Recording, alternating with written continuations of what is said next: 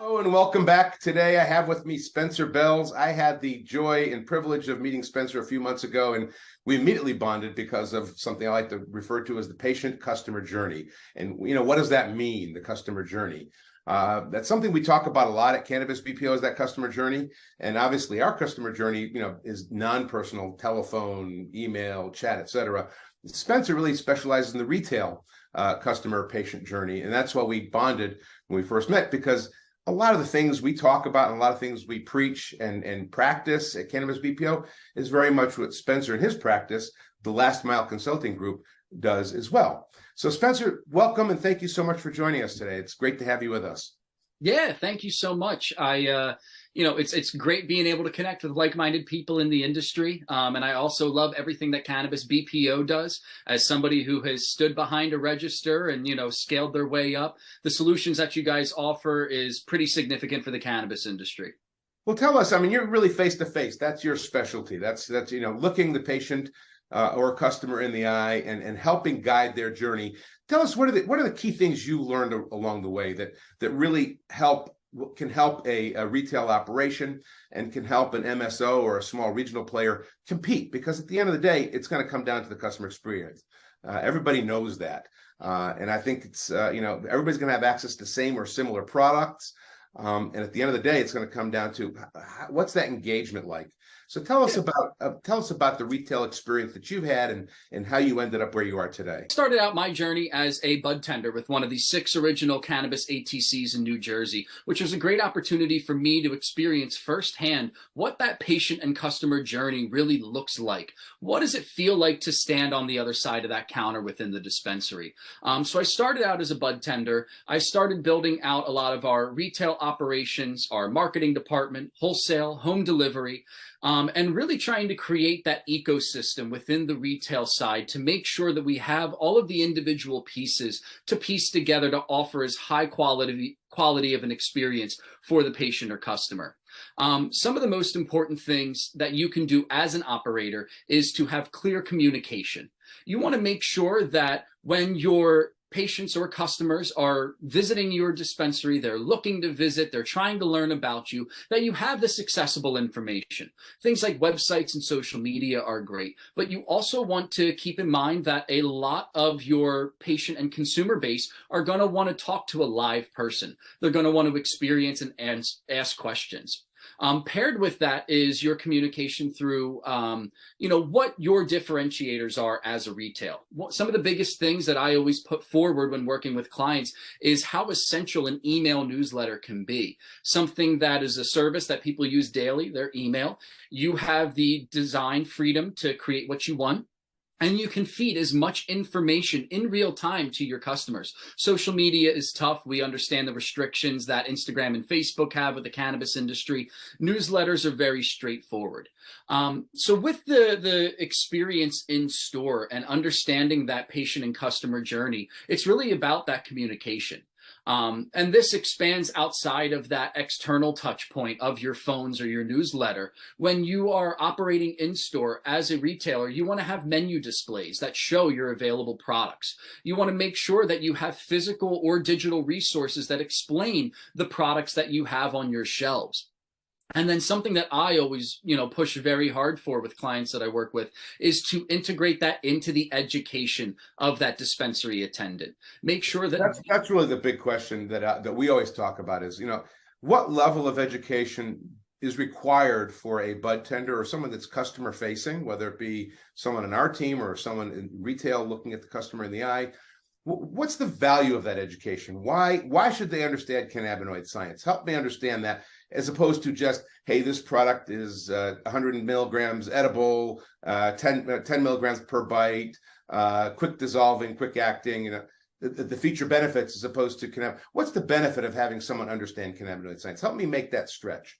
Yeah, so the number one rule of sales is to know what you're selling. That's the fundamental of it. So if you're going to put yourself into a position, you need to understand the products that you're selling. That's the super high level. But within the cannabis industry, we all recognize the massive medical potential that this plant holds. Whether we have the proper data to support that or not, anecdotally, millions of people can speak to that. So when you're coming into a retail operation, you want to make sure that your staff are able to help find the products that may best benefit the customer or patient, whether it's for pure medicinal use or recreational. Understanding the different products, their applications, the different methods of consumption, and then being able to pair that with the individual in front of you and their specific needs. Somebody's looking for something for the nighttime to help with pain relief. Your education as that dispensary attendant is going to allow that person to potentially find the right product the first time. Or if that doesn't work, what helps build customer retention is inviting that person to come back and work with you to continue analyzing those products. That's really the key point that I want to get to, is the two key customer encounters that are crucial in customer retention is the first visit and the second visit. If you can get to that second visit, if you can get a good first visit and a good second visit, there's a good chance you're going to own that customer for a lot longer than those first two visits. Help me understand that journey and why. Yeah, so in any market, there's going to be different options for products and for retail experiences. So on that first visit, that physical experience in the store is really important. That person needs to feel comfortable, they need to feel welcome, and that they're supported as they get into cannabis or continue on that journey. And it's your staff in the retail setting that's going to help solidify that. They're the ones that you're physically going to talk to, talk product, talk application, and make you feel like you're getting more than just being dispensed product. So that first visit is really just cracking open the can of worms. If somebody doesn't feel welcome or feel like the staff is there to assist them on their journey, not only are you risking to not have that person come back a second time, they might not go back to cannabis as a whole. So now the industry entirely is getting hurt from that negative experience. That's one of the things I preach all the time is it's incumbent on all of us as industry to really focus on those virgins. Yeah. Really specifically focus on making them feel welcome, helping them understand the lack of stigma now, how it's really disappearing, because that stigma is still kind of stuck in a lot of people's head. Yeah. And to help educate them. That's one of the things we preach all the time is, the 3 E's: to engage, to educate, and empower. And the empower part's the really fun part. When you see a patient come back and know what they want, they get the same thing a second time. I would assume as a bud tender, that's pretty satisfying. Oh, we found what works for you. And that's really the biggest thing. The visit number 1 is the engagement. I want you to feel welcome here. Then number 2 is that education of, okay, we tried some things. We started the base level. Let's continue to work together because I'm here to assist your journey. And that's why that second visit is so important, because you want, as a retailer, you want your dispensary to the place that people are happy to drive past the competition to come visit you, because they know that you have the product selection, you have the educated staff to assist you with anything that you need. So that second visit, if you nail that interaction and you show people that you're here for that longevity, the 3rd, 4th, and 5th are going to continue to steamroll, because retention is everything within the cannabis industry. You can get your MSO products at the grand majority of your dispensaries, but it's that experience that's going to help sell those products. So not only is it beneficial to really focus on that customer retention and experience for, maintaining that loyal customer, but also for your partnerships, keeping the high quality products moving off of your shelves. And that's one of the things that I always like to focus on with my clients is having product on your shelves is important. Having the right products is really what makes a difference. Understanding the needs of your customers changes what you're going to sell. Right products is a general term. Right products meaning what's right for your customer base in that particular location. I went to a dispensary by the convention center in Denver, and I always do my primary market research when I visit retail locations. And what percentage of your sales here are flower versus edible? And they say, oh, here, because of tourists, it's 75% edibles. Yeah. You go to some of our suburban ones, it's 75% flower. It really depends on your clientele. Yeah. So the MSO that I'd been working for previously, we had locations down on the Jersey Shore, and pre-rolls were the best sellers during the summertime. People that are renting houses, they don't want a grinder, papers. They want to be able to light, smoke, and be done. So understanding the needs of your customer base is really going to shape who you want to partner with. Because, if you are somebody that is an edible-driven market, then you need to know who are your best manufacturers in the state, what are the products they're creating, and how can they benefit, your customers. So understanding that is what helps create that stability to the experience. Just because I find a product that I like, it might not always be in stock. You need to have that education there to be able to pivot and keep somebody at least at base level as you work through this with them. find comparables to swap out with so you don't lose them. You know, in a Yeah. mature industry, what happens is we talk about it quite often. If my wife sends me out for contact lens solution and she sends me for a specific brand, I go get that solution. If it's not at CVS, I might go to Walgreens across the street and see if they have it. If they don't have it, I'll find something else. But Yep. pretty much that's the way it works in a mature market. In the cannabis market, we're constantly moving and pivoting because the flow of products is constantly constrained or might not be available. That's why availability has become such a big buzzword within the retail community is, you know, who has Everything. what. Yeah, because you know when I'm working with retailers, one of the biggest things is to find who is going to have consistent production, because those strains of flower or those extracted products, if you have people relying on them, which is driving your revenue, then you need to make sure that they are always on your shelf and always available. Plus, having that consistency helps with the data analysis side of things. If you have products coming in and out of stock, it's really tough to gauge the overall success. Right. Yeah, but if you can at least work off of that baseline, you know, medium term, that allows you to continue offering what is best to your customers long term, which is what they're looking for. The reason you go to CVS first is because you probably have found that contact solution a couple times. You don't think about Walgreens unless you need to. So that's, you know, the availability is one of the biggest things that a lot of markets struggle with. People are trying to put out the flashiest products when in reality, people want something stable that they can rely on. Stability. It's about consistency. It's about availability, access. Yeah. And that's probably more important than having this top shelf product. Yeah, you know, top shelf product and hype products and brands, they have their place without question. But when you're really looking at what's going to create longevity for your retail operations, it's consistency and communication. Let your customers know what you have and when you have it.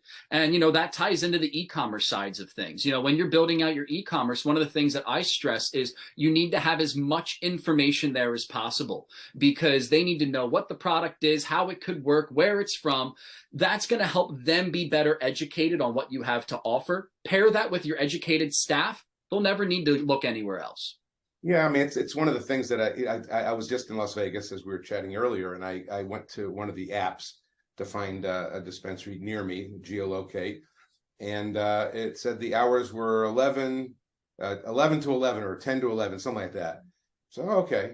So I went there and I see it's 24/7. I said, the app told me you guys were, oh, they're never right. And I said, and clearly the inventory isn't right also. It's like, right. And I'm thinking, that's a liability to have that out there. Yes. It's information that's not correct representing your brand. It was shocking, really, that they would allow it. Yeah. And that's something that I stress with my clients is, you know, even on these ancillary sites that you don't have ownership of, you need to create that ownership. Work with the representatives and their account executives to ensure that your hours are correct, that your inventory is correct.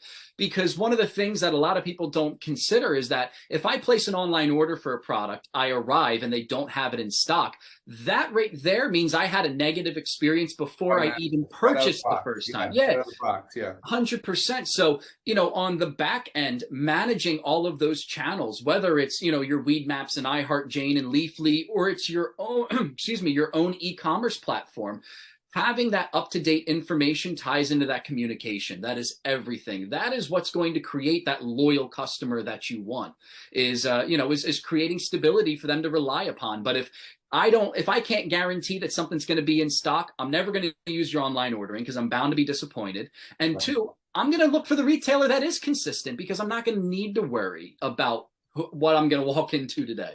So it's really, you know, it's funny. It really does come down to basics, to consistency.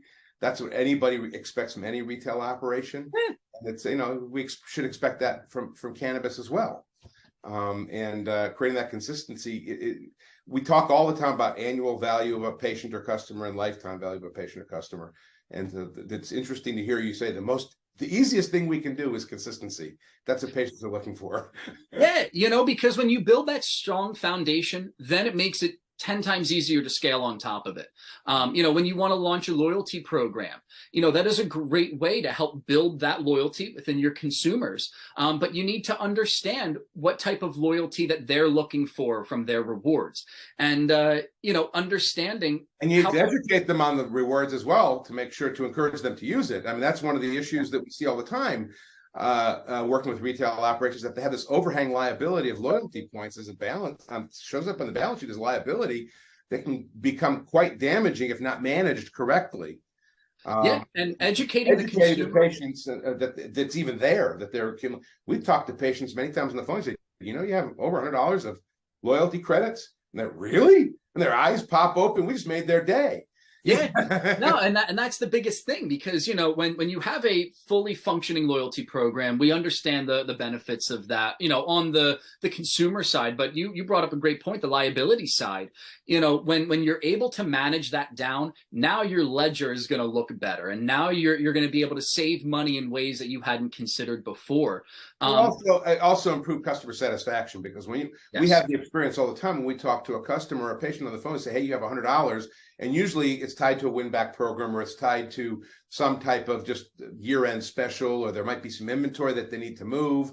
And so we'll look for buy one, get one free if you want to use your points. No different than Delta does with Amex for swapping points, or Holiday Inn with Chase, or yeah, no, I mean, because we're not reinventing the wheel with a lot of this cannabis, you know, operations. Like, a lot of these things have been proven true, you know, so we just need to find the right way to implement them, you know, within our industry. So by communicating that you have these points with a program that drives average ticket price and revenue and customer retention, you're setting yourself up to have a loyal following. You pair that with a quality in-store experience, and you're golden. You know, one of the best things that we had done with the MSO that I was working with prior to launching Last Mile was to export all of our phone calls outside of the dispensary. The amount of times that we were limiting a positive experience because somebody was talking product and getting into the depths of their needs, and then you go, hold on one second, for somebody to call and ask about the hours. That always makes me upset when I'm a customer, that person on the phone takes priority of me. I got in the car and I came there.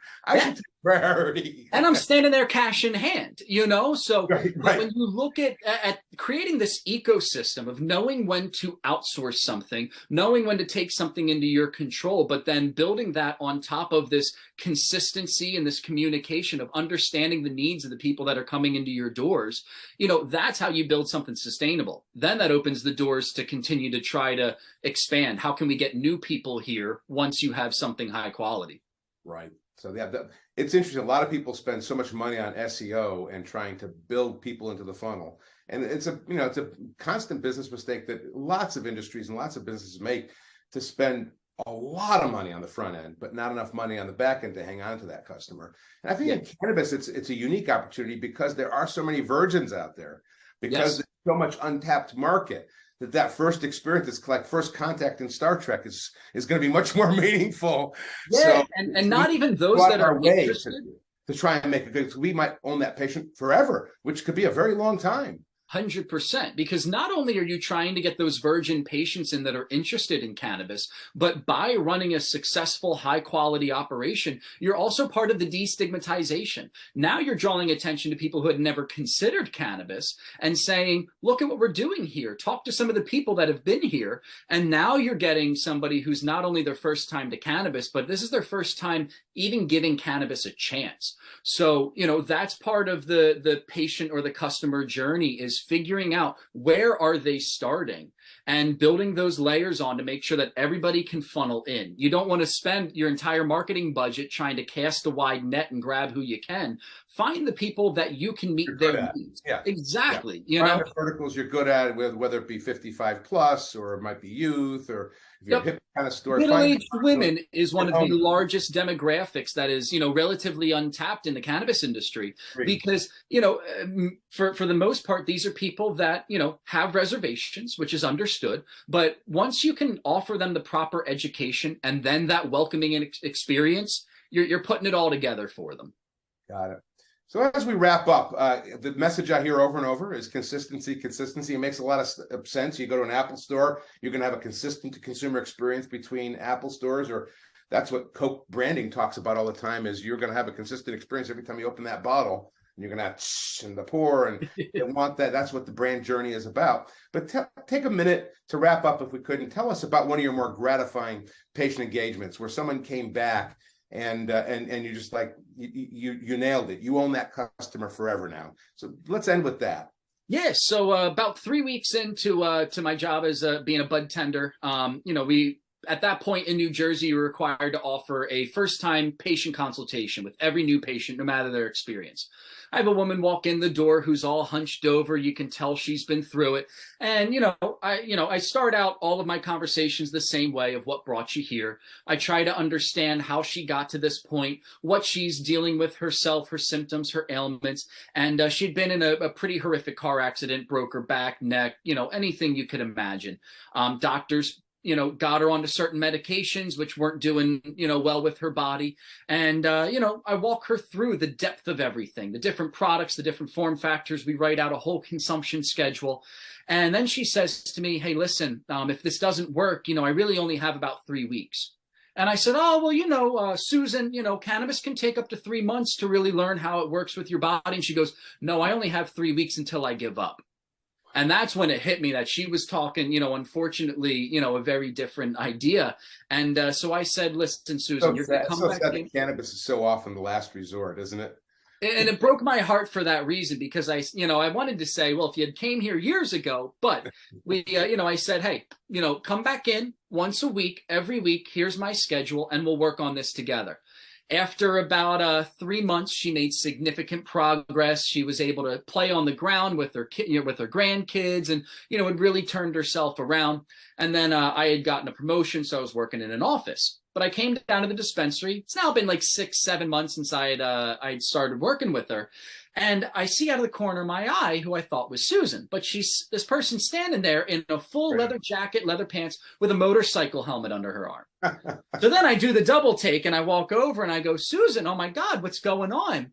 And she said from all that work that we had done, not only was she able to make some basic progress on her health and wellness and, wean out the medication she didn't like, but she was in such a good physical place. She went and bought herself a motorcycle, which she hadn't owned in 20 years, and now was riding that around full time. So here was a woman who 6 months ago could barely stand up and walk without assistance. And now she's rolling around on the ground with their grandkids and riding a motorcycle everywhere. And I got to tell you, to see that large spectrum of progress being made from somebody, that was it. 3 weeks into the job, I knew this is what I wanted to dedicate my life to. Right. And by the way, I knew that you had a story without knowing that you had a story, because everybody in your position has a story. You have to have a story. That's the why. That's the why we're here. Yep. And they're so not unusual to hear these stories over and over and over again. I've seen them firsthand from medical practices, from bud tenders, but from a business perspective, what is that patient worth lifetime value now? I mean, I always say forever. You can't put a number on it. You can sit down and do the math, sure, but because at the end of that day, where the highest value comes is how many people did Susan tell about her positive experience? We know, even in today's day and age, that the number one marketing tool is word of mouth, and it always will be. That's really it. For a virgin patient who has a positive experience, say, well, let me tell you what I did. Yeah, they went from 0 to 100 there. So ask for Spencer; he'll take care of you. And you know what? And I love that. And now I'm very grateful at this point in my career where I have built out so much more that I can still be that person that people can come to and rely on. Now it's about building that experience that I had curated in store for all of these patients and customers. Now I'm bringing that knowledge to my clients to help them build something sustainable and genuinely change people's lives. Right. That's wonderful. I love that story. That's a great way to end our discussion today, Spencer. Spencer Belz, it's great to talk with you. He's the founder of Last Mile Consulting, specializing in the customer experience and customer and patient journey on the retail side, which is why we love him so much, because we specialize on the non-personal side. Spencer, it's great seeing you. I look forward to talking to you again soon. Yeah, thank you so much, Dan. I appreciate everything that you guys do, and look forward to talking again soon.